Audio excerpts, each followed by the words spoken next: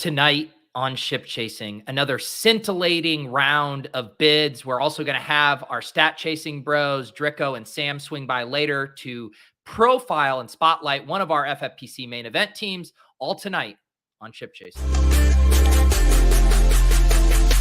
Pat Fryer Helmo. This is why I'm hot. Anita Handjob. Fix your sight. Jamar Alpha Play Chase. Are you kidding me? Kadarius Toney? You can't handle the heat. It looks like we're finally piss boys. You're right.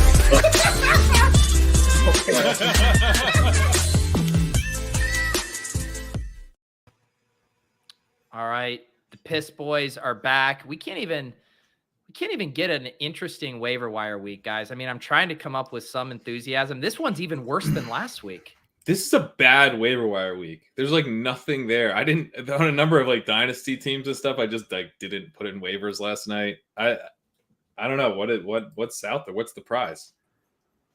There is no prize. There are no prizes. There are no prizes. I mean, it does suck if you are, 0-2 and you're trying to like patchwork together any production. I guess like when I looked at Paulson's rankings just to see like the best available, like the only two, and Darrell Williams is already long gone in most FFPC leagues. But then Noah Brown's the like one guy that's going to project decently this week that's available in a lot of leagues. But like all of our teams don't need Noah Brown. Drake London and Garrett Wilson both hit and look like studs, and it's like we got too many receivers. Burks looks not far behind. Burks looks not far Burks behind. is percolating. He's looking good. Yeah. Like, oh shit! Like everything came together this year, right? Like we got a lot of receivers. I heard Davis mention this on his podcast. Liam mentioning it too. Drafters too smart. What kind of waiver target could even emerge? Do you guys think that's true? That this year, I don't know if I buy that. We haven't had any major injuries. I think there's a lot of guys. So part of it, what I think is something we talked about in the offseason is that the offenses are more spread out, more receiving weapons.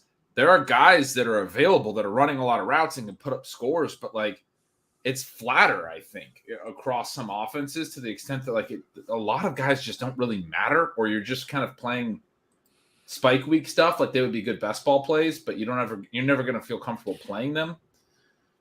Let me play devil's advocate and take the Liam Davis side. With more teams being willing to go 0 RB and anchor RB, that means more teams are using quote unquote luxury picks or extra roster draft spots on running back. Do we think it could have been an early run on the best waiver wire pickups just by having more 0 RB drafters? Because if more people are drafting running back heavy, they're not as interested in these fringe types that are normally then kicking around on the waiver. Yeah, but I guess who was drafted this year that maybe like wouldn't have been drafted 2 years ago? Like, are there guys that we think like, would Jeff Wilson have not been drafted 2 years ago? I feel like he would have. I don't know. If we're focusing purely on the running backs, I mean, I think part of the reason there's no interesting running backs on the waivers is there's no interesting running backs on the teams. Like every fucking team sucks at running back. Like what offense do you want to target the backup running back where the lead back is crushing? There's no running backs don't matter in the 2022 NFL. In even the third running backs, and we were talking about Zach Moss in one of our group chats, I would say like Zach Moss and Boston Scott are on two of the most exciting offenses in football, and we can barely muster any excitement on a contingent basis. Like even if something happened to one of them, it's still hard to get excited. I kept saying that with the Eagles. I have a really bad bias against them right now. I'm trying not to like be too negative on some of our co-managed teams because I don't see how any of their running backs ever matter. Like people keep bringing up Boston Scott to me, and I'm like, what's the point? He played 15 snaps last week. He's going to get some touches. But like even if Miles Sanders goes down, they're just going to use Trey Sermon like they used Jordan Howard last year. They're going to go Trey Sermon, Boston Scott, and Kenneth Gainwell. They're still going to have three backs playing 15, 20 snaps. I mean, Sermon's going to get not a lot, but 15 snaps, and then Scott's going to go up. But like, why would I be stoked about playing? And then Jalen Hurts ran for 150 yards and 3 touchdowns in the first 2 weeks. Why do I want a running back that's in a 3-back committee on that offense? Well, because he won't be in a 3-back committee if you ever start him, right? Something will happen. We're not starting him now. It's I know. I'm contingent. saying even if Sanders goes down, it's a new 3-back committee because he just used Sermon. He had. I'm looking at his box score last year: 8, 9, 10. He had 12 carries, 10 carries, 11 carries. He scored 18 points, 4 points, and 12.5 points. And then 12, 16, 17. He had 14 points, 10 points, 24 points. Okay, but how much of that is it just kind of touchdown or bust there when you're seeing those points? Oh, like entirely. Yeah, entirely. But I mean, this is the play. Like, we're getting a guy who. So running backs are tight ends now. Running backs are tight ends now. Well, I would say in general, when the bids locked last week and people were sending over the final bid reports, it was like, okay, well, people are just bored and want to blast off because some of those prices. Yeah. I'm wondering if that course corrects this week and people are gonna, or are we gonna see, $280 on Noah Brown? They're gonna blast off. People are definitely still bored. Yeah. Oh man. No, I think there's some. I don't know. Now maybe I'm like, should we be bidding on some of these guys? Because I'm trying to think through the mindset of like, who could be the guy that we get super excited about to bid for in the future. I'm gonna actually float a guy in the private chat that maybe we should do some $1 bids on. I mean, to the extent that this is a thought or is accurate. I mean, the reality is that the bids are thin, right? The waiver wire feels thin. There's not these great options. I think that puts an emphasis on what Pat's saying, this private chat stuff. And it's not good TV here, but like, it's probably guys you don't really want to talk about a ton because they're people you might want to try to get onto rosters a couple of weeks early. I think it puts an emphasis on trying to get guys before stuff happens. And if we're out here talking about it every single week, then we're not going to be able to necessarily do that. I think you probably do want to try to be early on players that you think. And I've been talking about this way too much lately on like stealing bananas and stuff. But the whole EV equation, there's the probability of something hitting and then the payoff if it hits. I think we focus a lot on the probability of it hitting sometimes. I think the payoff matters so much more. Focusing on the payoff side weeks early is going to become, the thing that you want to do, right? We kind of talked about that with like keeping Ronald Jones in some leagues, even though he's done nothing. The payoff for Ronald Jones is still high if there's chaos in the Kansas City backfield, right? Yeah. One other thing, I know a lot of people are in this spot. Will says my bids are just my Trey Lance replacements. Obviously, a lot of ship chasers are trying to replace Trey Lance. On like a macro perspective, I mean, the Trey Lance owner is really the only one in the league that's hard up for a quarterback. I guess the Dak Prescott guy might not have figured it out quite yet, but I'm just even wondering how competitive this QB market is going to be there because everyone else is probably pretty good. Like we could go through a league and most of these teams have 2 quarterbacks or 1 really solid quarterback already. Yeah. And I was thinking like, oh, Mariota's here in this league. Like maybe we should price enforce a little bit. And then it's like, I'd rather just churn it for a running back. So like, I don't know. Maybe there'll be some people that feel differently and they'll scoop Mariota knowing there's a team that could really use him. But I don't know, like Mariota's maybe not that much better than some of these other quarterbacks out there. So but you might just be shooting yourself in the foot. Look at this. Is this an example of one here? These teams, I'll read off these pairings. Cousins and Stafford, they're fine. Rodgers and Burrow, fine. Allen and Carr, mega fine. Jackson, fine. Mariota and Lance, who could that be? Brady and Winston, fine. Kyler, fine. Teams. Winston, Dak. Okay, so you plugged Dak with Wentz. Fine. Mahomes, fine. Wilson and Fields, you're fine, but you don't feel fine. Tua and Hurts, smash. Herbert and Lawrence. Like, who's going hard after quarterbacks here? Wilson and Fields team probably. But yeah, point. Yeah, I don't even. Yeah, Wentz and Dak. Maybe he drops Fields. Maybe Fields is our quarterback in that league. We just can't bid on him yet. But Tua is still available in some leagues, and I think he should be picked up. Tua's available? Heavily. I've seen him in a couple. Yeah. Wow. I was getting Tua questions. Some of these questions I get on SiriusXM, he's like, I have Derek Carr, but Joe Burrow and Tua are both on the waivers. Should I pick? I'm like, what is going on in these leagues? He said it was a 12-person league. I mean, these guys play in some fucking wild leagues. Fix your league. Fix your league.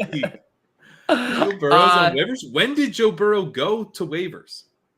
We're entering week 3. There's I'm not no calling this guy explanation. back up. There's I'm no not calling it explanation. back up.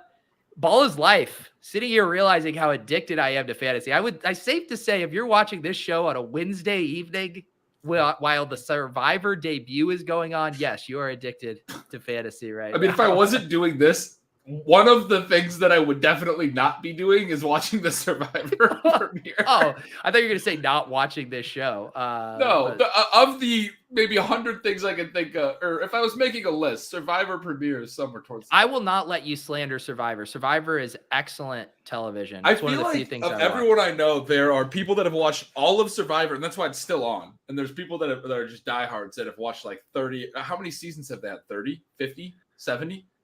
And then there's people that are just like, I thought Survivor was a thing 20 years ago. It still holds up. It's a sociology experiment every season. But I digress. Ryan Haven't says people kind of hacked the rules though, that they know what the rules are. No, Like, they know change it up. There's wrinkles and curveballs, Karain. All right. Let's talk Survivor strategy for let's the next give 15 minutes. give Josh a shout out here who did he commented, fix your league mates. Yeah, fix your league mates. Did you guys see in the Discord? I was battling with Costco support the other day, and they told me like I did something on the app, and then I needed to do it on the website, and they're like, it takes 2 full days for what you do on the app to sync to your same account on the desktop. And they go, I was like, I started laughing, and then they go, is there anything else we can help you with? And I go, yeah, fix your site. Then drop the mic and got out of there. Wow. But going back to this question from Ryan, I mean, we did get the Andy Reid quote. I don't know if it was today or yesterday, where he said he's going to be getting more and more work each week. Are we buying it? Yes. Yeah, I mean, I think he's worth 25%. I think he's probably worth 40, but I don't know how much you need to pay for him because he hasn't done anything. But my write-up in Ceiling Signals, I talked about, I thought MVS, I mean, first of all, can we talk about the Amazon Prime all 22 with the next-gen stats? That was like the cool, I've talked about this a lot too on different shows if you listen to me. Sorry that I keep doing it, but they like reinvented broadcast. That was the best broadcast I've ever seen. That was awesome. If anyone didn't see it, it's an alternate one. It's just like the all 22 live. You can see the routes and everything. And they were throwing up stats like Mike Williams has run this many hitches and he's caught 5 of his first 7. Really? So this is Amazon? Yeah. Thursday night. They have like the Thursday night package. You know, they brought over Al Michaels. Yeah. So Thursday night games are going to be fun this year. Okay. Nice. Except tomorrow night's 38.5 over under Mitch Trubisky. Well, versus look, Jacoby we can Brissett watch how at one. open all the Steelers receivers are when Mitch Trubisky takes another sack, right? So yeah, that's true. But I thought MVS was not very good, getting open. I thought when Mahomes was throwing to him, he was not very competitive at the catch point. I thought he looked bad. Doesn't mean is bad, but they've got him in like a little bit of a different role, and that's been talked up as a good thing that he's running different routes. I don't think he's fit for it, basically. Juju looked bad. I was super in on Juju after week 1. 3 targets, 1.3 ADOT, 4 air yards. They were all drag routes. Yeah, but he was good in 2018, Ben. Don't forget. I know, but he looked like the 2019, 2020 version on Thursday night. I think if you watch that game, you see Justin Watson wind up getting deep for the touchdown. But you like Miko Hardman's their most consistent route runner. And that would have been Hardman running that route. Remember, he came out, he like hurt his heel or something, and then he came out in the very next play. Watson comes in and scores. But like just on like intermediate routes, Hardman's the guy getting open the most. And you're like, this is the least consistent player in the league that looks like their most consistent player. I think it's, as far as the Sky Moore thing, I think what we've seen from the Kansas City receivers isn't like it's all over, but it is very clear that it's the pathway is there if Sky Moore's good. And I mean, they didn't use Moore in week 2 because it's a short week. He's a rookie. We know rookies can come on slow. Reed coming out and saying the thing that we've been saying about how rookies need to ramp up basically 4 years. Like they got to learn the playbook a little bit. They got to practice more, whatever. Sometimes it takes into the season in their first year. Reed's coming out and saying, look, we're going to scale him up throughout the year. That's the plan with him. But they need him. Like he has more juice. Like we just saw the Titans do with Treylon Burks in week 2 and go, hey, NWI and Robert Woods both earned 2 targets on a ton of routes in week 1. We need Treylon Burks to start and run routes because otherwise, like, we can't get Derrick Henry running lanes. We can't do anything unless we have an actual explosive receiver on the field. Titans did it really quick with Burks. I think it's going to take a little longer with the Chiefs. They have a lot of money and stuff in the MVS and Juju baskets. But what we're seeing from them on the field, I think long term, it still looks like things are going to pan out for more. And then once he plays, I mean, as long as he's decent, like you're playing with Patrick Mahomes. So anyway, he just looks like a guy that you stash, you hold. If he's getting cut, you pick up and you hold. You definitely pick him up. I mean, there's no guarantees, obviously. He could get out there and be bad. Like maybe there's a reason we haven't seen him yet. He could get out there and we're like, oh no, he's bad. But like I would so much rather have the Treylon Burks profile that we've gotten so far than the Jahan Dotson profile that we have so far. Like those to me are like, the Jahan Dotson one is like flashing red lights of like 11% target share. It's not good. It's not good. He's out there for like every route already, which is a good sign that he's earned that role. That's good. But like he's not getting targets. They're throwing a ton to Curtis Samuel. Carson Wentz has actually been efficient, which I feel like is not going to last. So it's like everything. I feel like the offense is probably going to get worse. And you need him to show target earning ability. He hasn't shown through 2 weeks. So it's not like he's dust or anything, but that's like how I think about this stuff. Like I want, Garrett Wilson, like 5 times better than Jahan Dotson right now. Like what he's done is, sure. It's just so. Another guy, just so I don't sound like such a homer with Sky, Romeo Doubs is really funny to look at Green Bay on the bottom of this chart from Sam, where we have AJ Dillon, Aaron Jones, and Romeo Doubs. And Romeo Doubs actually got his role scaled back in week 2. But Doubs is a guy that I wouldn't say is as clear as Sky because they're using Christian Watson just as much. Watson actually lost more routes from week 1 to 2 than Doubs did with Lazard coming back. Week 1, Watson was a little ahead of Doubs. Week 2, Watson was a little behind Doubs, which is, I think, a slight positive for Doubs. But they're using so much of the veterans and they're rotating so much. And there's another rookie there that the path to Doubs being like a full-time player and kind of being like the guy. And obviously Rodgers likes Lazard. It seems a little tighter right now. And I'm not as thrilled, even though I still see a payoff for him.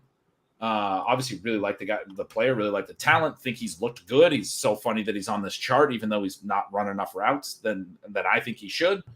But just to like compare and contrast with the Sky thing. I'm not just like saying that about Sky because I'm, in on Sky. Like I legit think Sky Moore is like one of the best stashes at wide receiver you can have.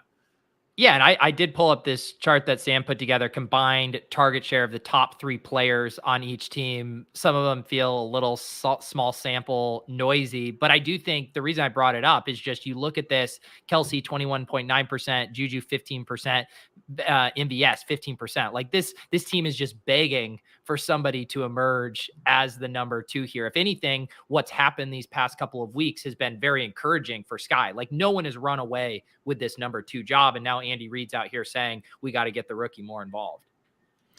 Yeah, we also it is very hard to remember this while like now we're in the thick of it. There's been 2 weeks of football. Like it feels like we're really in the season now, but like no one cares what these rookies did for the vast majority of cases in week 2 of the 2021 season. Like when we look back at like what rookies mattered last year, like what happened in week 2 is basically completely irrelevant. I mean, you occasionally will find guys who just break out immediately and are superstars and they just crush the whole season like Justin Jefferson did. But, for the most part, we're looking more like what kind of Amon-Ra St. Brown did, where he just like catches fire at the end of the season. And it's hard to keep that in mind when you're watching Garrett Wilson look like he's going to be Justin Jefferson. You're watching Drake London look like he's going to be Justin Jefferson. But that's exactly the point, is like, keep that in mind with Sky.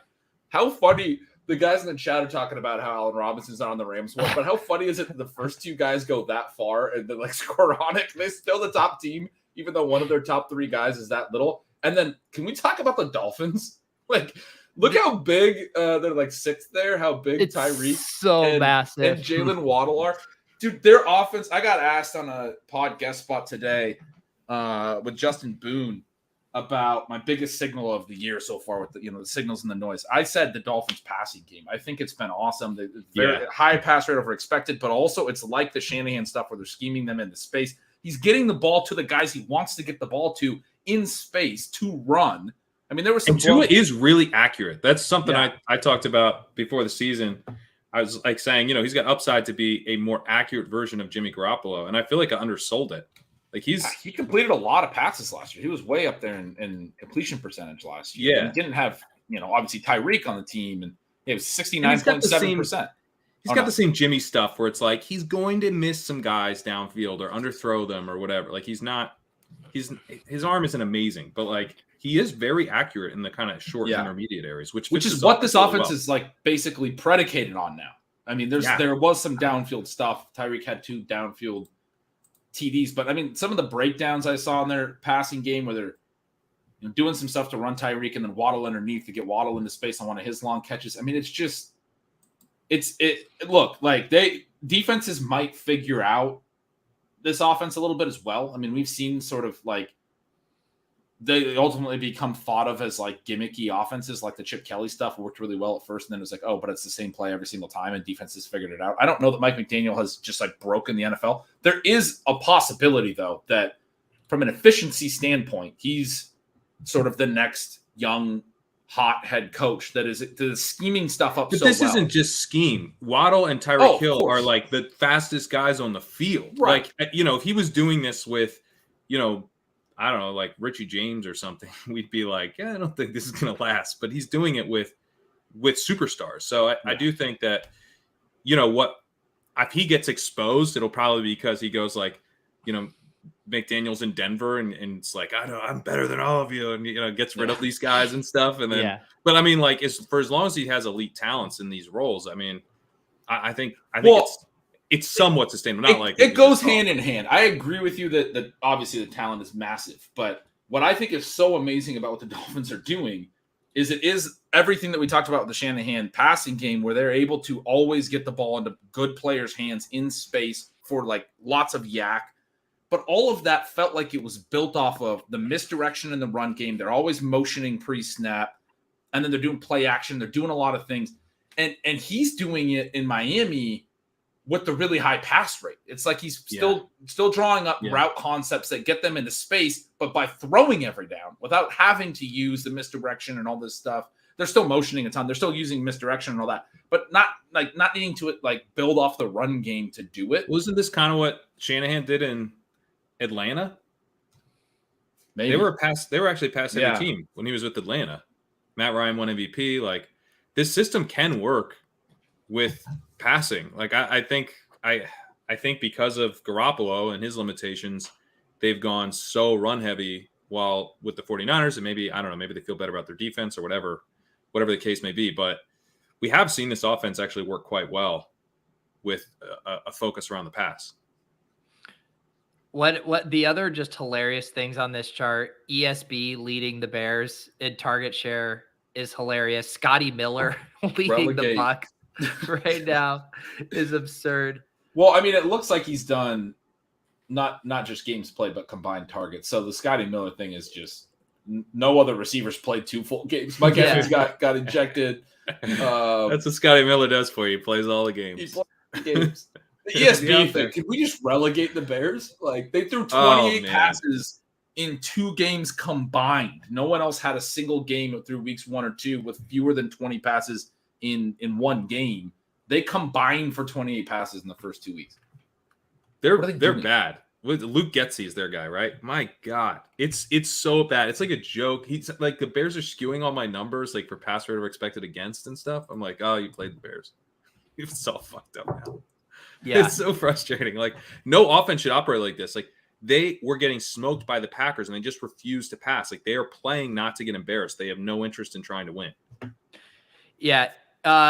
New Sports Fan says maybe we should pump the brakes on Miami. Ravens had no secondary. They played the Patriots, who basically try to slow down every game possible over the years, and they had the highest pass rate over expectation while also having a lead the entire game. Like, this is signal that we need to take in and account going forward. They've showed us in all game scripts now that they are going to have their feet on the gas. Yeah. That's the cool thing. The Dolphins you're talking about, right? The Dolphins. Yeah. They trailed against the Ravens. They led against the Patriots. They had massive pass rate over expected to the positive in both scenarios. I mean, that's exactly right. It's just so it's so bullish. It's awesome. It's and exciting. it's a fantasy wet dream, like to have it that concentrated. Yeah. You know, we're not getting the fringe. I guess we'll get the occasional Durham Smythe, but like outside of that, like this is so concentrated. Well, and it's so funny because Tyreek and Waddle were both so high in ADP, and we're like, can they both get there? It's really kind of tough to see. Tua's late. And at points in the offseason, we talked, okay, well, maybe Tua's undervalued, but we don't want to do that old thing where like, oh, if you have 2 receivers this high, that means you have to have the QB higher. But that can be true when, like, what's happened is I think both Tyreek and Waddle were underranked. Both Tyreek and Waddle are, like, they should be top 10 receivers, both of them now, which is, like, you know, I didn't expect the Dolphins to be the team to have 2 top 10 receivers, you know, after 2 weeks. I do wonder if this cools off a little bit because the Bills' defense is so good. Like, they're crazy good, and they don't blitz. I think they have the lowest blitz rate in the NFL. They're blitzing on, like, less than 5% of snaps, but they have a really high pressure rate, a really high quick pressure rate, getting to the quarterback in 2.5 seconds or less. Their pass rush is graded really well. So, like, they're kind of in the perfect position where they're bringing 4 like every down, and they're still getting the passer, and then they're dropping everyone back in coverage. Their coverage has been really good. So I could see the Dolphins struggling this week. I still think like Waddle and Hill, because they have all the volume consolidated to them, are still awesome plays. But I do wonder if maybe the Dolphins aren't ready to handle the Bills, and then people decide that, you know, it was basically one big game against the Ravens, which I think, if, you know, for whatever resurrection or market-based games, you gotta ride out a loss to the Bills. Yeah, the Bills game is going to be a really telling game. That's one of my most anticipated games of Week 3, just from a big picture, season long. What's the story of 2022 perspective? I'm really interested to see how they play in that game. This is actually an interesting comment that I hadn't really thought about. Dr. Evil says Cedric Wilson contingent value if that thesis plays out and something happened to one of these guys. I could see that. I could see it. Yeah. I mean, it's not going to be nearly as fun because Waddle's taking slants and going to the house. Yeah. But, yeah, I mean, I would imagine targets consolidate to him. I like it. I like that too. Yeah. He'd be like, it would be pretty analogous probably to Tyler Boyd, right? With less of a standalone role. And Wilson's a good player. Good. I mean, Pat, great prospect at Boise State, right? I mean, like, he's like for I believe a day 3 guy, but like with that profile, guy. Not a shock that he stuck around and got right and was pretty good with Dallas. They paid him a lot of money. I think like he's, you know, right in the age range where he could have, you know, it would be considered as prime, if you will. Like he could have a good stretch. Maybe he's not going to be a great player forever, but you could see a contingency base. Like one of those guys goes down. Cedric Wilson has 6-8 games. And, you know, like, remember, I don't know why this is popping in my head, but remember when Drew Bennett for the Titans had those 3 games that were just like, anybody remember this from, I don't know, 2006 or something? Yeah, Drew Bennett. Yeah. Yeah. He had 3 just monster games, never did anything else the rest of his career. Like that, like it could happen. I wanted By the to way, ask I saw you... a Gesicki comment saying targets would consolidate to him. I don't think so. I think that was literally 2004. I just 8 touchdowns, 120 plus yards in 3 straight games, 3 TDs, 2 TDs over a 3-game span. Had a 12-catch game, 233 yards, 13-catch, 160-yard game, just randomly. Never did anything else the rest of his career. What was I going to say? Oh, one name I wanted to float by you guys that I haven't seen discussed a lot, led the Ravens in snaps, J.K. Dobbins week to week. Is there any love for our old flame, Justice Hill, or is he just bad? I know there's the clip of him having the giant hole and he didn't run through it. And all the film bros were like, he sucks. And I'm like, whatever. But I don't know, man. It's sort of hard to overlook that clip for me.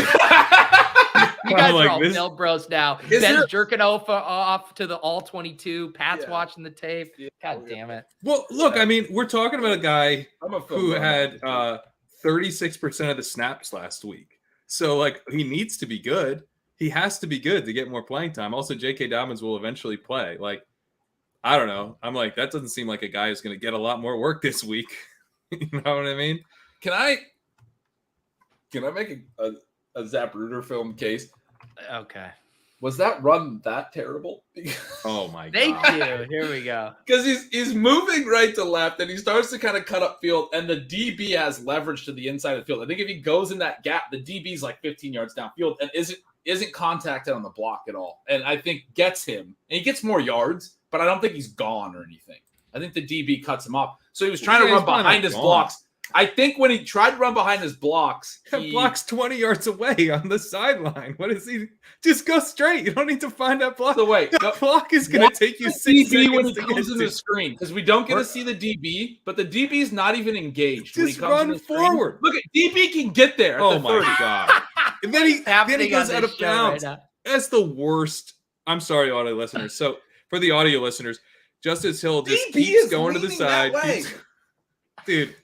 Dude, that is a horrible run. That is a horrible run. It's not a good run. It's not a good run. It's horrible. I mean, look, he He's actually had following another his block. blockers, Pat. He's following He his has another blockers. block. What's the tight end? The tight end goes out, or it's a guard or something. guys.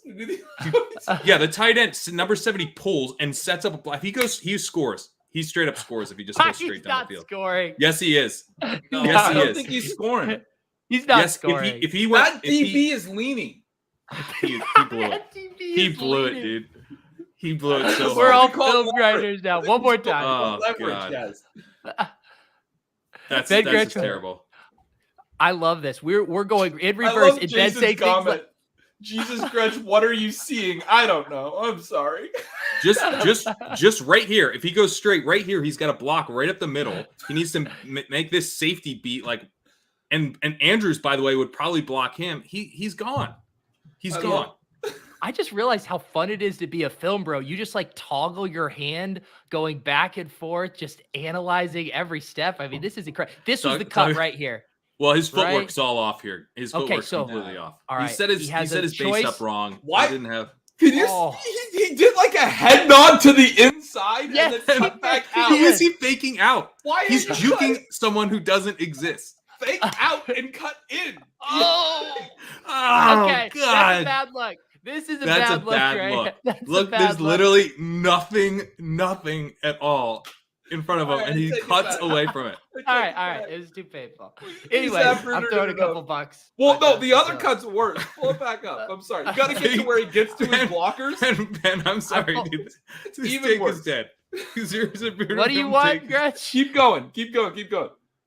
Keep going. It's already over. So now he's behind. It's 2-on-2. He's Look behind at two behind blockers. this. So like, look, he gave up to get this. but look, he's behind two At what blockers. cost? It's 2-on-2. Maybe try to like cut through them. And he like, Yeah, sure. I'm saying, guess. even at this point, he like trips over himself, runs into Bateman, and then runs He out could, of but bounds. it's Oh, What it is he does even look like he's doing gonna over go here? in between. Just go. Go. Just go. Go But no. then he- Like, What- cut back, what's or he could that? cut back. No. He could cut back inside at this Yeah, point. cut There's back in. nothing there. Oh, cut back. This is where it's No. really bad. What are you doing? Oh, what are you no. Runs into Bateman. doing? Runs into Bateman. Okay. God. All right. I It's take so my bad. take back. He's All right, he's look- bad. He's bad. Let's talk about Chris Olave real quick. Someone asked about him earlier. If we look at air yard share, I want to kind of get, because we don't really have much Olave. Mm-mm. I want to see how nervous you guys are. Air yard share leaders through 2 weeks: AJ Brown 50%, Devontae Adams, Cooper Kupp, Tyler Lockett all at 46%, Cortland Sutton 45%, Stephon Diggs and Chris Olave at 44%. I would be worried bad? if the guy that we were passing on him to draft wasn't Garrett Wilson, which was the case. So he finally might have gotten the Justin Jefferson. Well, some of it was over, Sky right? Moore. We did take Sky Moore over him. That's true. I Well, still, I mean, is but- this a bad take? I still think I'd rather have Sky Moore the way our teams are constructed. Then Garrett Wilson? No, Chris no, no. Olave. Then Olave. No. I would- Garrett I would Wilson. I wrote about that a little bit in Steelers. I don't want to spend too much time on it, but I think the massive number of air yards was a little inflated, just kind of prayer yards. Jameis Winston, not actually a good deep ball thrower. He gets the air Jameis stuff, but he's good in the intermediate and deep intermediate range. He's actually gets like below average, above like 30 plus yards of air yards. He's like the only quarterback that ever tanked Deshaun Jackson's efficiency, just like not actually that great on like go routes, basically. And they weren't close. Everyone's looking at the air yards. Like, go back and look at the bombs. Like, a lot of them weren't close. He threw a pick on one. Ian Harditz has a good tweet on it. Finally hit him. Does he, about how bad they were? Yeah, a good prayer yard compilation on. Oh, good. Yeah, somebody Janus. should go watch that. That's. I mean, not to say that Olave didn't do anything good. It was obviously great, and he had a good game. But like, they're trailing, and they were just like chucking it up and praying. Like, it was like Denzel Mims all over again. Well, my thing, Pat, like, there's just. I mean, he's going to have some big weeks, right? No one's denying that. But it's just like, will you ever feel good about consistently starting Olave this year? Yeah. I guess that is the concern. If he gets, he might have contingent value in a sense, right? Like if Michael Thomas tweaks the ankle again. I mean, he's already got, I guess what I would say is we were talking about, the role for Burks and the role for Garrett Wilson being so impressive. And Olave is flashing a different version of that because it's more about a ton of air yards than a super high target rate. But his target rate's pretty good. First one, he kind of had a step. That's just that one was out of bounds. Yeah. We are this one he's double covered. It's picked off. Like, maybe you can fit that, but this is the correct answer. It's a straight prayer. Liam can only think about week 17. Down 50, week 17 for a mill in the main. You start Olave. Not over Garrett Wilson, but yeah. He's very tightly covered on that. Like, they were just like, we're chucking it to him, even if there's a guy in phase with them. And then that was the first That was nice. Catch. Yeah, then he fumbled. Oh, that's the fumble. That's the fumble. Yeah. That's the one catch. Yeah. That's the one catch. Oh, God. Jeez. Like, man. Just, this is a little DB's running right with him, stride for stride, on a lot of them. Still, he's getting targeted on 22% of his routes. That alone is good. I need the Benny Hill music set. This is the best one. Like, he's trying to catch it too, and it's just like, oh man, you're way out of bounds. All right, we got 8 minutes. Any other any bids we should release? Someone want me to release a kicker bid? Who do we got go ahead and release kicker bid. Yeah, we talked a lot. Did we make any kicker bids this week? Talk about our DST bids. I did take a peek. I think I took a take a peek on. I think we're taking take a peek on like Harrison Bryant in one league. It's getting rough. Oh, I think we should take a peek on Cade York. Like see what he does tomorrow night. You can always throw it back. That would be such a funny bit. Is if you always took a peek on the kicker and then threw him back. I mean, it would have actually been a decent strategy for the very first Thursday night game, but it would be a great bit. It doesn't work. I can't stop taking a peek on these kickers. You don't start them, you just take a peek and then toss them back. We don't have a ton of kicker bids because we had some Matt Gay, we got some Greg Joseph, we got some Tyler Bass. I mean, I hate to say it, guys, but we just drafted some good fucking kickers. I don't know what you guys want me to tell you. We are picking up some defenses this week, though. Our defenses did not look good across the board. Oh, you Our audience would be better off with kickers if they were watching kicker chasing at 3 a.m. Eastern every weekday. I'll accept this challenge, Sam.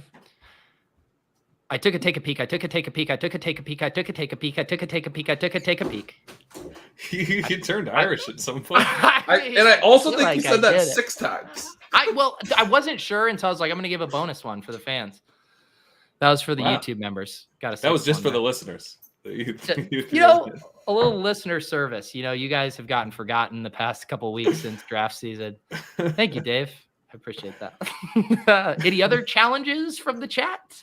No, actually not. Who wants a bid? Name a player, and I'll tell you how much we bid on him. This is where Ben and Pat get. You gotta stop doing this at 9:54. It's so early. There's 6 more minutes. This is supposed to be a 9:59 bit. You're like slowly the whole Noah Brown. We put a bid on him somewhere. Did we? I don't know if we have a single like $6. It was $6.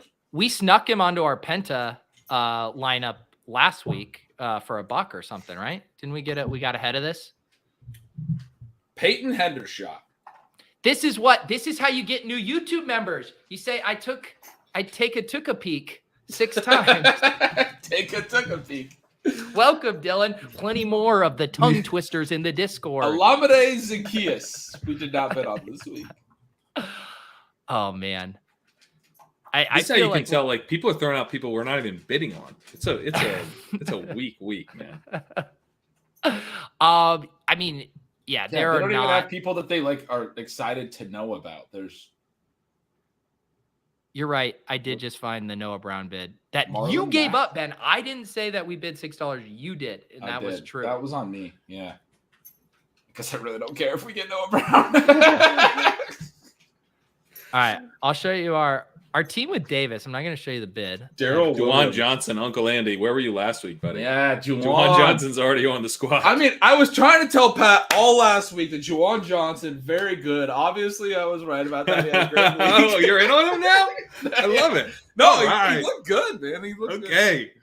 Ben's in. So I didn't know if you were in because, like, he did kind of what he did the week before. So Yeah, it wasn't great, but I actually think like a second week of a solid target share and getting 7 targets and getting another 20-yard catch, like, kind of confirms what the role is, like what your thesis was, right? Yeah. There's upside there. It's not great, but like he's worth rostering for sure. For sure, yeah. So I have our team with Davis pulled up, and I mean, this is, as they would say, a 2v2 away from winning all the money. But I mean, we got Trey Lance and Derrick Henry on this team with fucking Justin Jefferson, Amon-Ra, T. Higgins, Darren Waller, Drake London. I mean, Traylon Burks. I mean, this team is so sick.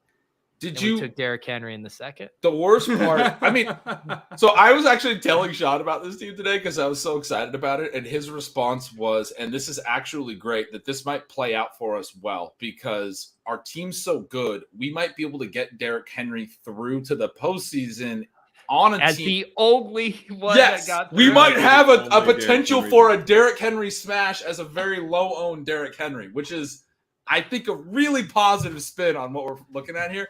The thing about the Trey Lance, though, is this draft, we took Trey Lance 704. I want to go back and watch it. I want to see how mad we were. But Kyler Murray went 702. Jalen Hurts went 703. We took Trey Lance 704. We must have misplayed it, right? Because we probably thought we could push quarterback, and then we got the last of the tier, or a tier down, really. Well, we took Drake London in the 6th, so I'm kind of glad. If we misplayed I it, don't know. I'm glad we misplayed it. But Yeah. Yeah, Kyler, I think we do that again. Yeah, for sure. we were probably like, well, we'll get Lance if both Kyler and Hurts go. And then they both went 702, 703. You're right. We took. Oh, I mean, I don't know when we were supposed to get a quarterback because we went Justin Jefferson, Derrick Henry. Maybe we should have taken Josh Allen there. T. Higgins, Darren Waller, Amon-Ra St. Brown, Drake London. Great draft. Great draft. 4 spot. And we all really liked it. Remember, we were trying to say, like, what was our pick that we least liked? I was, like, mad about Zamir White. But, like, everything else on this draft was great. You know, there was nothing that we could really say we didn't like. Who were we going to take if we didn't take Derrick Henry? Did we even have that conversation? Because Davis I was pushing adamant for Javonte, remember? You were pushing for Javonte. Davis was adamant he didn't want to take T in the second. Did any of us float Tyreek? I could tell you were like, you had sort of quietly, you'd said like, we're taking Henry here, or to smash, we're taking Henry or something if he falls. So I kind of knew I was like, it was an uphill battle with you and Davis being firmly Henry. So I don't think I pounded the table. I was just sort of resigning myself to taking Derrick Henry. Doc, we're very well aware that Tyreek Hill is who we should have taken. We're talking about who we actually were You guys realize the first 2 weeks has really played into the Javonte Williams RB1 thesis, right? Oh yeah. I've been, as someone who wanted to be in on Javonte and then was like, I don't know if he necessarily has the upside. He has the upside. He's looked like it, and the other guys don't look so good that like you need like a 27 point per game season, right? He could be 22 points per game and be the guy. Yeah. Do you know what that also reminds me of? Similar, like surprising number of targets, and who I would be happy to even draft slightly more aggressively is Breece Hall. Like Breece Hall getting this much early. I thought he was going to be buried for like 4 to 5 weeks. What was the bullshit with him losing all those routes this week? He is buried in a weird way, but he's like been so good that it doesn't matter. He's getting targeted at a super high rate. Well, he got Ty 10 targets in week 1, right and then now. his routes got cut for like no good reason, and Ty Johnson started playing. Ty Johnson is just a scourge. What the fuck is Ty Johnson Give me a cucking break. Brees Hall for? Shit. I mean, Is there about he's been so good. Brees Brees Hall. Hall, 26 routes, 10 targets week 1, 7 routes in week 2. He only got 1 target. He scored a touchdown on it. He had another target for like a 20-yard screen that got called back for like an eligible downfield. Like He's he a looks good in the pass 27% target per route run. He has a 10% target share. He has only run 30% of the routes. That should be impossible. I mean, it's pretty crazy. I'm very bullish on him. I mean, he has the same role as Michael Carter. Like they're both doing both things. So, I mean, if Carter were to go down, I think Hall would. Well, I guess part of it too is Wilson going to tank this offense once he gets back? Because I think Zach Wilson might be hard. It might be bad for the running backs. Yeah. The thing is based on like all the rhetoric from the coaches too, where they're like, we need to make sure Zach Wilson's both body and mind are right before he comes back. I honestly think if he looks like dog shit, right, they'll just pull him, right, and just start playing Flacco again. Like, I don't think they're gonna like commit to Zach Wilson for a super long time if he's playing like dog shit. I don't know that they would. They'll try to like make it seem like it's injury related for as long as they can get away with it. But I don't think they want to straight up bench Zach Wilson, who they spent the number 2 over pick on, for Joe Flacco. I think that's going to create some real storylines they don't want to deal with. Yeah. Has Flacco been good? Not really. I don't think he's been good enough for that anyway. You know, It's been good enough for our Garrett Wilson shares. Yeah, he's been great for fantasy. That's good. Yes. Yeah. But he hasn't been bad. I think he ranks at like around 20th in EPA per play or something like that. We got the stat chasing boys joining us tonight. Drico and Sam wanted to have them on because we had a pretty fun sweat, and also to make sure you guys are watching stat chasing. Last week it came out a little later. This week it was out for YouTube members last night, for everyone else this morning. So Drico and Sam, you guys have been doing a great job. Welcome to the flagship show.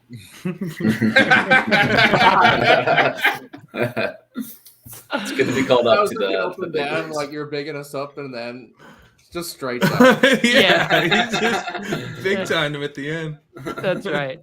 Exactly. No, and I saw Essential wanted us to talk about this sweat that we had across 2 teams. Let's first talk about the stat chasing team. I went to bed, so someone else set up the sweat that was going on while I was sleeping.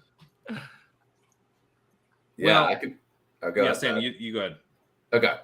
Yeah, I think so. We were down 80 going into Monday night, and we had Hurts, AJ Brown, Jake Elliott, and Stephon Diggs. And I think we were going against a team that still had Tyler Bass. So it's set up for an awesome sweat. I mean, Diggs went absolutely nuclear, got us 40 points. And at the same time, Hurts put up 30 points in the first half of that game or something close to it. So it started off we didn't even really need to sweat the second half in the end. Basically, it was almost over by midway through the third quarter, just because of how well Hurts and Diggs played. But it was a pretty insane comeback. I think the most fun thing about it was that, by the projections, we were way off. But when you have Stephon Diggs, AJ Brown, and Jalen Hurts to go, they do just have that eruption potential.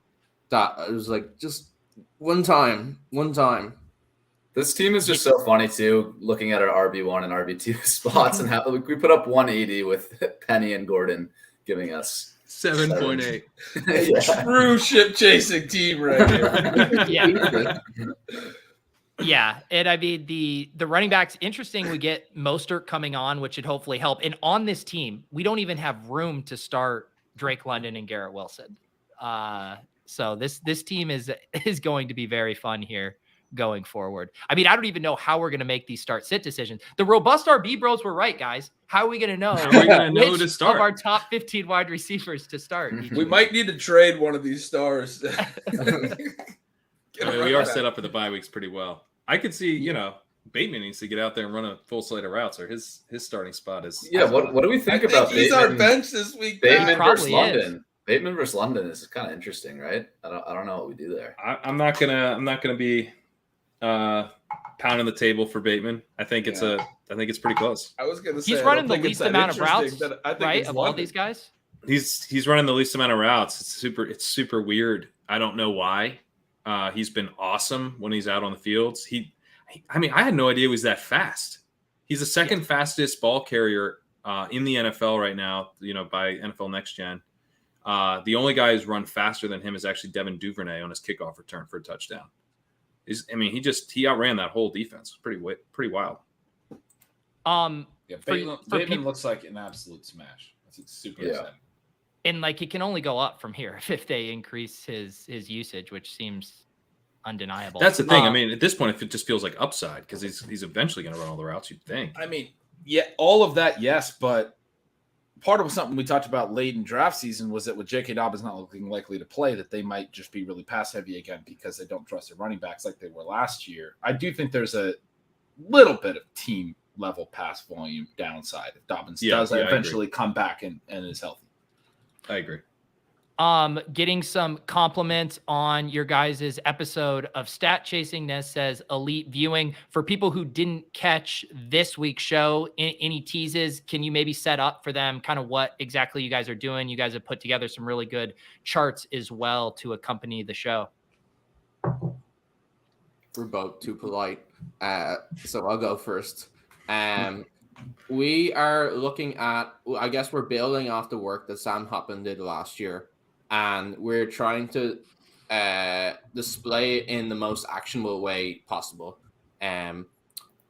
We are, I guess we're trying to chart data where it's one or two data points on one chart that should tell you a lot of what you need to know about different players and how they fit in the context of their position. And then we're also trying to work in different resurrection ADPs.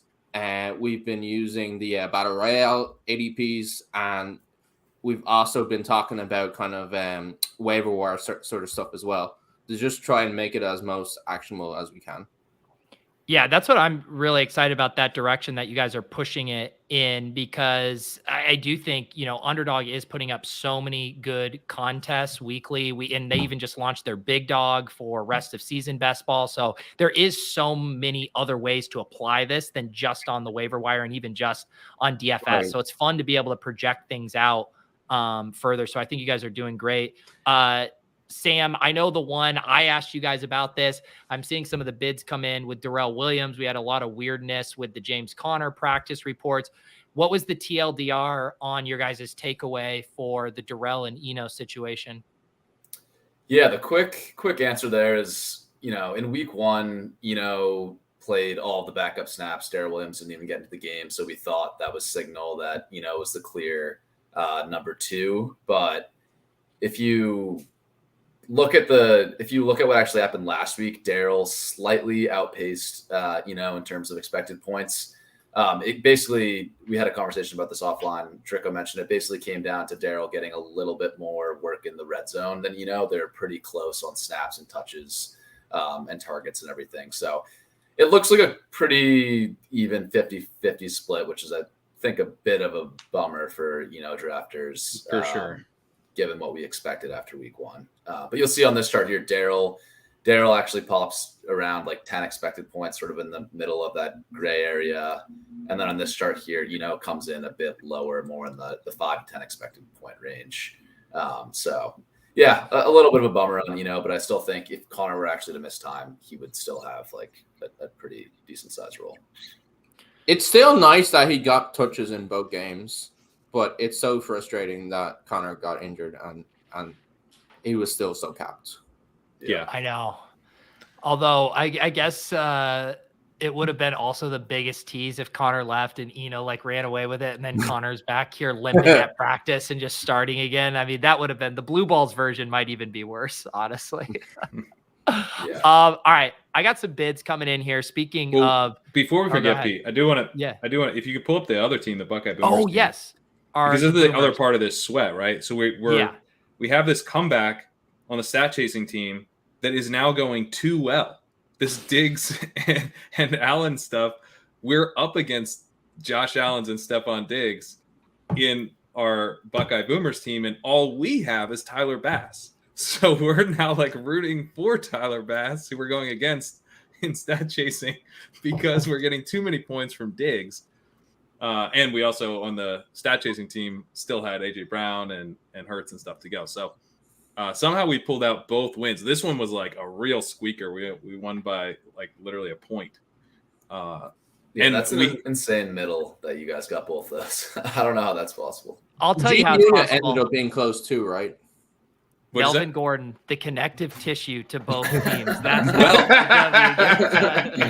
that's another little wrinkle to this because we were deciding between Devin Singletary and Melvin Gordon, and Josh literally flipped a coin and it landed on Singletary. So he was on Singletary. He was trusted the man's coin, but we outvoted the coin. Went with Melvin Gordon, and if we had him, we would have lost.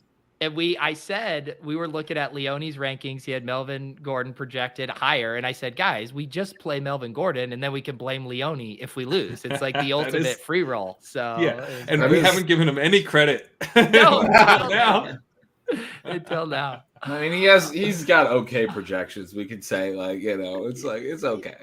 Yeah, it's we like his projections, and thus we think we can I know better them. In which all right, so let's look at some of these bid groups. If you are co-managing with us and you want to send some more of these over, feel free. This is from our ship chasing yacht club. What? Oh, you already got him. Okay. Oh yeah. Jarrell Williams 129, Noah Brown 112. Whoa. Jimmy G 43. Wow. Oh. Dak Prescott, someone stashing him for 13, Quez 24, and Aguilar 29. Pretty light, all things considered here. Yeah, nothing happened there. With how weak you guys were saying the waiver wire is, it's got to feel nice that people are spending money. It does feel nice. Yeah. When the big fish does come up there, that hopefully everybody else has just spent just enough that you can kind of get a bargain bid on them. Guys, I am very giddy and excited to report that we have a blurry screenshot from the Buckeye Boomers here. Yeah, we're back on our bullshit here. And 229 for Noah Brown. Wow. It's not blurry enough. It's over more blur. Yeah. You're right. It's a little this too well. We got Rojo and Dearness. $100 on Richie James. Yeah.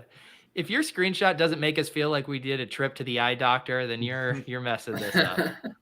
Yeah, Richie James 103, Goff 77, Marlon Mack 59. People, Gretch, you were talking about Chargers defense. We picked them up here for 33. Yeah, they got a really nice schedule the next few weeks. Obviously, everything in FFPC's pass attempts against and their offense is going to help that. Their defense is good. They got cut because they played the Chiefs last week.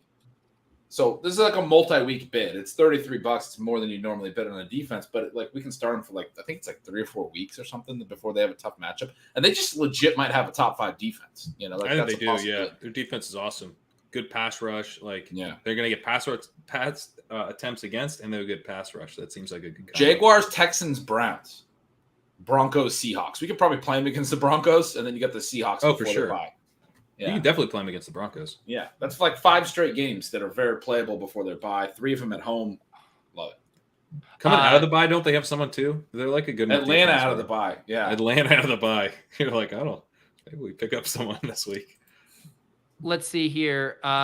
This is from our Slow Bros draft with Silas and Gormanji and Willis. Yes. Marlon Mack 206. But we're getting closer with the blurriness. I just want to emphasize that. Wow. Carson Wentz 163. That has to be a Lance owner there.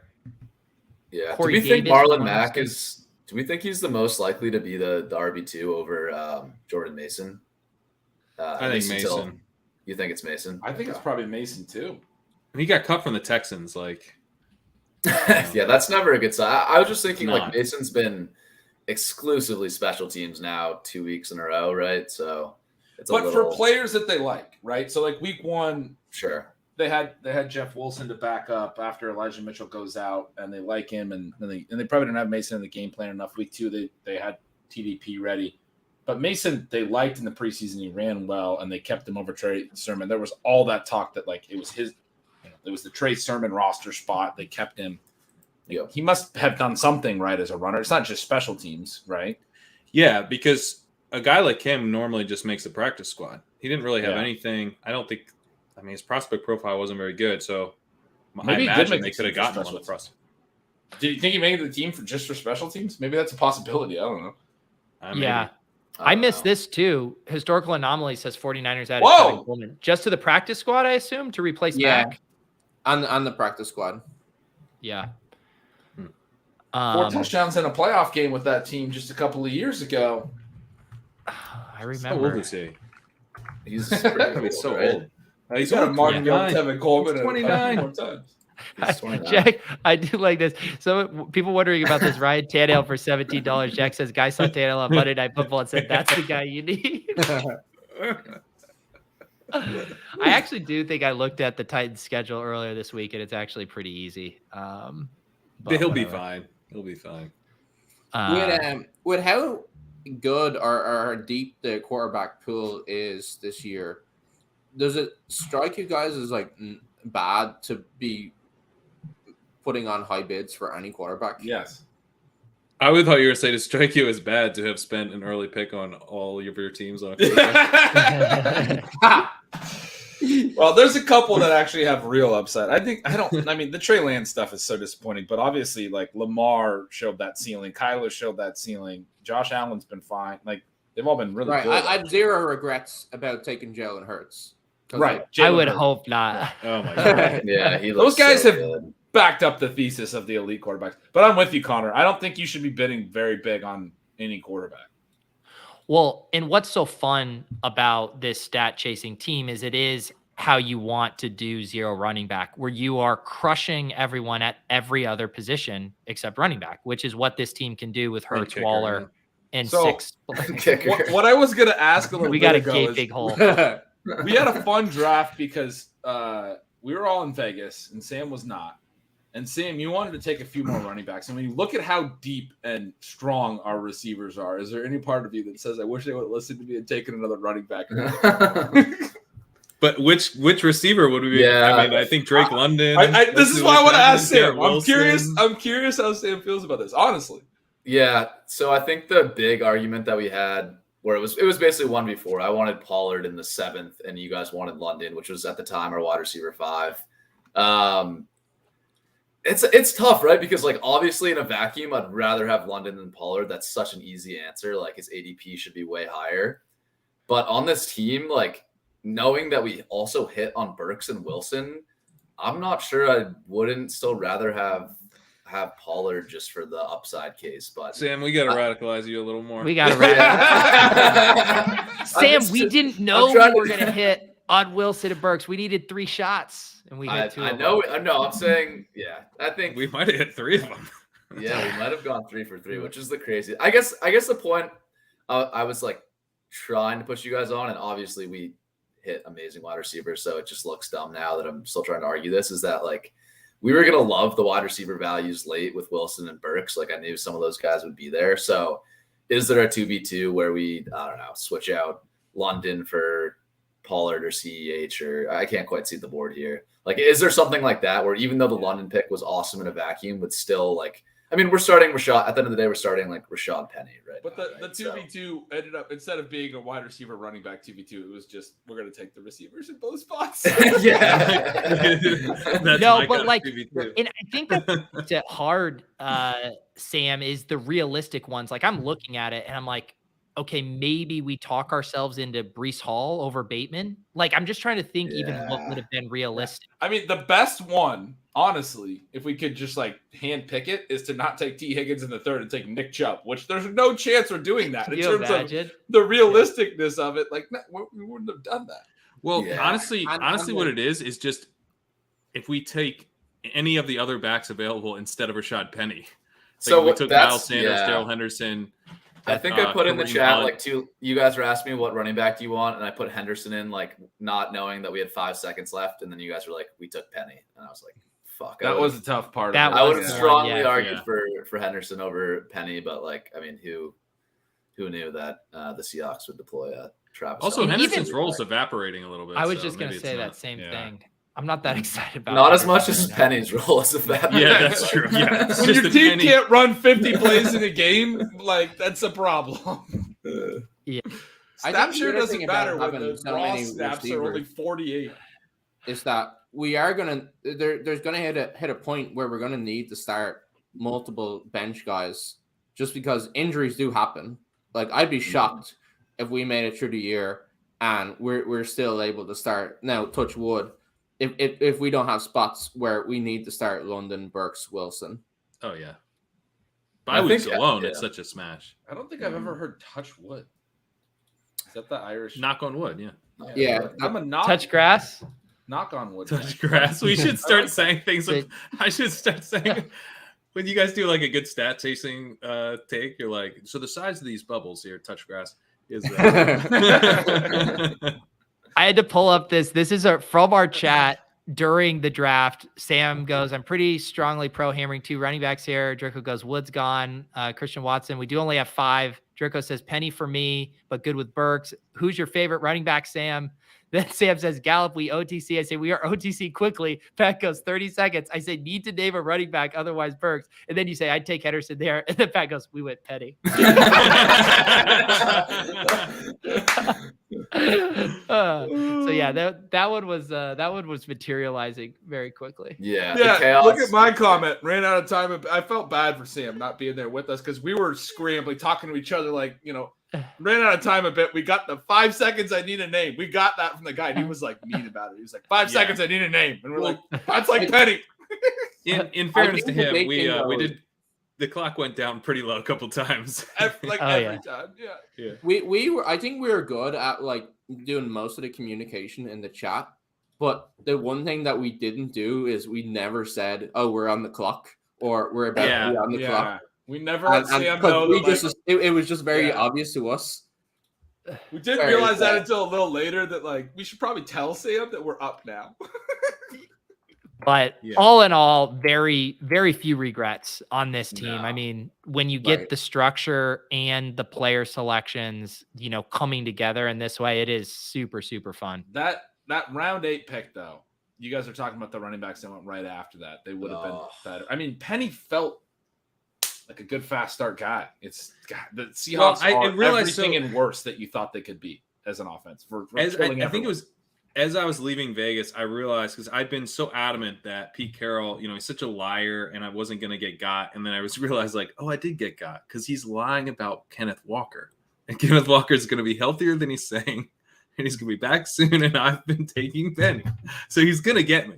I knew he was going to get me. And then sure enough, he did. I mean, even setting that aside, even if Walker wasn't back this week, because it's not like Walker did a ton, the fact that they are still a sub 50 play team. And I mean, they were at 56 per game last year and massively lower than any other team. These first 2 games have been sub 50. They were at 49 and 47. And they have Geno Smith at quarterback now. Because at least when you had Russell Wilson and you're playing that way, there's a potential for big efficiency or whatever. That's just the worst. They're on par with the Bears. There's just 2 offenses that are that bad. What's so frustrating about it is this doesn't help them as an NFL football team, but the Panthers have been a terrible offense for years, but they've been getting the ball out quickly to a running back, right? They're getting the ball out quickly. The Seahawks are getting it out super quickly. Geno Smith has this super low ADOT. After week 1, I think he was the lowest in the league. I'm sure it's still crazy low. It's all this RPO stuff. He's targeting DK Metcalf over the middle of the field very shallowly. Just fucking target a running back so we can actually use the points, please. It's just a disaster.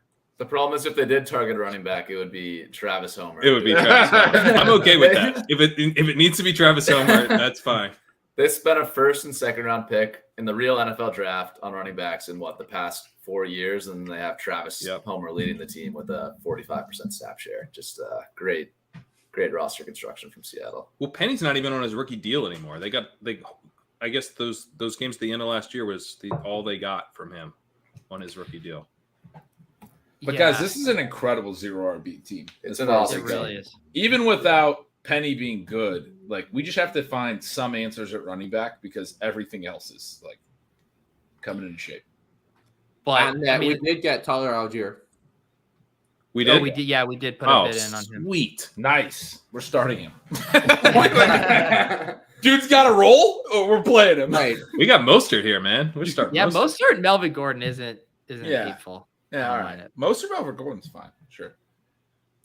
That does feel nice that you have guys that are like borderline startable, and then we can just kind of churn out bench spots to just take a lottery tickets to like just hope that It wasn't as dire as Sean starting Ty Chandler week 1 in one of his main events. Did I hear him tell that story? Yeah, and then he started.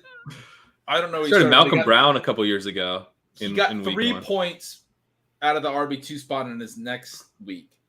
And so he has 3 points total out of his RB2 spot, and that team's in the top 200 overall. Wow. God. Yeah. For all the times we've said you of don't art. have to worry about your RB2 slot, that team is that's a pretty good That's like example. performative art. Yeah. One of It the really is. Sam, one thing I did want to say is we're kind of recounting this whole thing. I was saying to somebody, one of you guys probably, while we were still in Vegas, after we got done and we're looking at the team, I was like, it's actually really glad that Sam's kind of pushing us towards running backs because we wound up getting really nice ADP values on Burks and Wilson. And so the way the team came together at like all of us kind of, pushing and pulling for different things, we wound up with enough running back firepower. I mean, not enough, but like more than we probably would have if it was like we were just trying to be like me, Pat, and Pete were just trying to be really aggressive and at receiver. Like Penny hasn't been great, but we also got Gordon and we have some other Mostert. Like we wound up with a few names that are. This is better than some of my other 0 RB teams. Well, what's interesting, looking at this board in just the pocket of what we would say is the sweet spot for the 0 RB, that round 8, 9 to 11, 12, like there hasn't been a real hit there yet. Like, Jeff Wilson was much later. I'm just saying, like, we still haven't, this story isn't over for like that range of players. It's not. The other thing I want to just mention with Sam pushing us in the right direction is we got Jalen Hurts, where we wouldn't. So if you have the board, Pete, there was a major decision here where we were like, do we take London here or do we take Hurts? And we're looking at all of these guys already having quarterbacks. I really wanted London there. I was not happy with Sam when he went. I think I was the only one who wanted Hurts there at one point. I was like, no, we got to take London. I think we were like all London, but we were also like, it would really suck to have this AJ Brown stack get ruined. We're very excited to get Hurts. So, but we're like, okay, there's Herbert, Mahomes, Jackson is gone, and one of the other teams doesn't have a quarterback, but they have Marquise Brown, so they'll probably go Kyler Murray. But we heard from the guy in 5 that he would have taken Hurts. So if we don't take Hurts there, we're not getting him, which would be a disaster in retrospect. And then we still got London. So it just ended up being one of those things where we prioritized the stack and it worked out. Yeah, I thought Hurts had a better shot of coming back because the 1, 2, 3 teams all had QBs, and I thought only 4 and 5 were available to take QBs, and we had Murray as a backstop. But we went Hurts, and like you said, the five team. Yeah. Did you just say all this? What's interesting is, I think after Hurts and Murray, arguably, like that next quarterback tier of Russ, Burrow, Rodgers, Brady, Prescott, Lance, all those guys are like, for different reasons, look like pretty terrible. It's like that tier break was very justified. Yeah. Yeah. And it's interesting. Like I did big tier breaks in my rankings this year. I did the big tier break after Burrow, Wilson. Lance I had Prescott and Lance was definitely above, and Brady I think I had above it. And then I had this big tier break and the other guys, Rodgers and the rest of them. But that big tier break was just after the top 6. I mean, Lance gets hurt. What do we know? We don't know. He could have went on to have a good year, but it really like those other guys, like there was a clear top 6 and Lance was a 7 for some of us like me. And then there was like another 4, but the big tier break was after that 6 or 7. Mm-hmm. Yeah. And this broke well too, just in general, because we have some Hurts, we have some AJ Brown, but this was our only Jalen Hurts and AJ Brown stack the way it fell too. So that's just super fun to be able to have that. So yes, fun. We will definitely. Go ahead. No. And the other thing was that it's the only team in the main event with Diggs, T. Higgins, and AJ Brown. which Which is is Oh yeah, we love Week, that. 'Cause week this 17 correlation too. This was after Thursday night, so we took Diggs pretty high. We also ended up taking Brown higher than he was typically going. There were some Diggs Brown teams from teams that were drafting Diggs late first and then getting Brown late third early on. We get Brown early, mid second, but most of the time he was a 2-3 guy and Diggs is a 1-2 guy. And then Higgins obviously clear 2-3 guy basically throughout. We ended up getting him, or mid third, and we got him mid third. There was not a lot of Diggs. Plus Higgins Waller, at all, right? Waller is going to be kind of a value there in the fourth. Guys, So- how are you going to spend your share of the $1 million? Do me I'll tell and you what. Drico get part of the payout, or is it just like a pizza party type deal? Well, Yeah, it's going to be a good pizza party. There. yeah. The Good toppings. question. Let's discuss. Hey, at least give us a cruise, right? The ship Yeah, we'll chasing do a cruise cruise. is happening. Yeah, and We we're going like- to try we to like do money here at Chip a Chase. little bit more this year, kind of spotlighting the team. So obviously super stoked to get Drico and Sam, our other co-managers. If you guys have interest in popping on, we kind of want to roll through and highlight some of these teams throughout the year. And you guys definitely need to be watching Stat Chasing. I personally recommend the YouTube version because you get all the sweet charts there, but we do also post it in audio form. And if you do want to watch it live, they are recording that live and streaming it just for YouTube members. So we turn that to members only. You guys can hang out in the chat with them. They had a good crew going last night. I think it's going to be, Tuesday nights around 7. So if you guys want to be YouTube members, get access to the Discord, get access to those live streams, all that good early access. I'll plug the audio version as well, because you guys are doing a really good job of just like having a conversation about this stuff. So like, I think the show's so good because Sam will set up the charts, kind of go through some of like the key names, and then you guys just start having a conversation about this, about roles, about, how you guys think things are going to play out, how you would be doing things in ADP. I'm not even doing any of these best ball resurrections right now, but I feel like talking through it from an ADP perspective is just a market-based approach. It's like kind of just fits with the way I think through things. So that's been like really interesting to just sort of like help ground some of these findings in kind of like a market. But yeah, I think it's very conversational and easy to absorb, even in the audio version. It's funny you say that too, because I've found myself when I'm like answering questions where I'm constantly saying, if we redrafted today, or, framing it within a market standpoint, because that's like the only way I really know how to think about this stuff. One that came up, I was talking That's with the Kendall. best way to do it. Sorry. Where do you guys think, and I know ETR even just pushed out their like rest of season rankings or did an update. Where do you guys think Amon-Ra St. Brown should go in a draft? And you guys can tell me where he's going in resurrection, but I'm curious what you think is efficient right now. I think it should be early second round efficient. Yeah. I think he is. Yeah. I think he's, well, I don't want to spoil it for other people who have thoughts what the real ADP is, but I mean, he has what, a 30+% target share in 10 straight weeks or something insane like that. Like the target competition argument, that's out the window now. Like he has other good wide receivers on the field and he's still earning that share. The Lions are also their pass rate over expected is one of the highest in the NFL awesome right now. And their defense still sucks. So like, how is this stopping? I don't really see it. Like, I think 1-2 turn early second is where he should be going. I got asked that question on a pod today, actually, how high I would rank him. And I was going like, I feel like he's a really hard guy to value, but I love that because I was going to say top 18 myself. But you have, I think, I called him virtually untradeable in signals this week because I think there's a potential for him to literally finish as a top 3 receiver at this point. Like we've already seen enough that if like he can keep this up, there's like a Cooper Cup season in him, basically. Not maybe to the same degree, but target earning wise and production wise, fairly close. So there's this really high ceiling. There's also a potential for a floor. He's a slot receiver. Like if it falls back, if the efficiency falls back, it's kind of hard to value him. But I was going through the receivers when I got asked this, and like I wouldn't have him with the top 3. Diggs and Adams, I think you can already make a case that you should have him in that group. And then you start going beyond that, and you're going, okay, AJ Brown. I prefer AJ Brown. You have T. Higgins, you have Debo, you have both the Dolphins receivers, Tyreek and Waddle. I think I'm taking both of them over Amon-Ra. Yeah.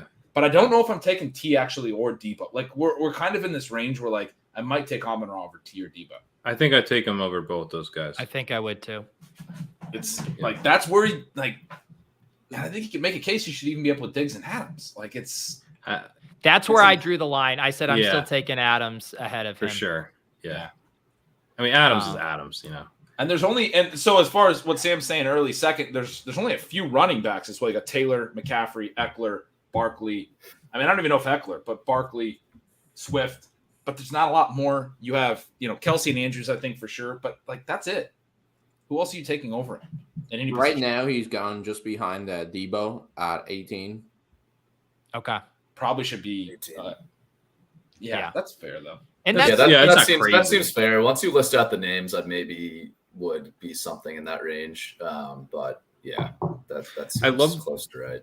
I think I'd take there's a narrative here. Jason pointing out that he's got 5 games left against wide receivers that were drafted ahead of him. Yeah. Did you see the Diami quote? Yeah, I did. Dude, Liam put it in the ship chasing Discord. What was it? I'll pull it up here, but you could start setting it up. You know how he has like his, he recounts everyone who was drafted ahead of him, but he took it a step further with Washington here. I am linking to it in the newsletter tomorrow. Okay, I pulled it up here. 1 second. This quote is just like batshit crazy. Read it, Pat. Oh, no, I have a different one. Oh, okay. Go for that. All right, he goes, the draft, it is what it is. Even the Commanders, they got a guy before me over there. I believe his name is Diami Brown. I don't know how many catches he had. You guys can probably tell me that, or how many yards he had. I don't forget things like that. I see him across the sideline from where I'm standing during the game, and I'm going to give every team hell. You were honestly watching Diami, goes the reporter. I didn't see him in the game much. Oh my god! Like, how savage is that? This guy's and what's unsaid is that he must have a list of every receiver drafted ahead. Yeah. Like, okay, but is this healthy? Can we talk about how healthy this is? I don't need him to be fully healthy in order to put up a Cooper Cup season, Ben. He's Steve Buscemi from Billy Madison right now. That's what you got to do. Lipstick. Like, what's going on? Get that 30% target share, dude. Dude, I like how he was almost setting the reporter up for this punchline, where he's like, "You were honestly watching him." I didn't see him in the game, but like you knew that was his job. So good. Yeah. He got him. Goodness. All right, dudes. Well, it was super good catching up with you guys. I'm super excited to track the stat chasing team throughout the year. Like we said, you guys need to be checking them out. Pat, Gretch, anything else on your guys' radar before we get out of here? I'll plug Ben Stealing Signals, which, if you don't know, 2K you can listen to via the Substack app, which I'm very much an audio listener type of person. And it's like an automated thing, but it's like actually pretty good. Like it sounds like a human, not like a robot. It's very solid. If you're an audio listener like me, check it out. Cool. And also congrats to Gretch on hitting 2K subscribers on Substack. Awesome milestone there, Ben. Thank you. That was cool. Yeah, I mean, not something I expected. I remember when I started that, my goal was like to get 400 or 500 paid subscribers. That was like my main goal. So very cool. Very cool to get the support on that. Plugs that, Stealing Bananas, same old stuff for me. For sure.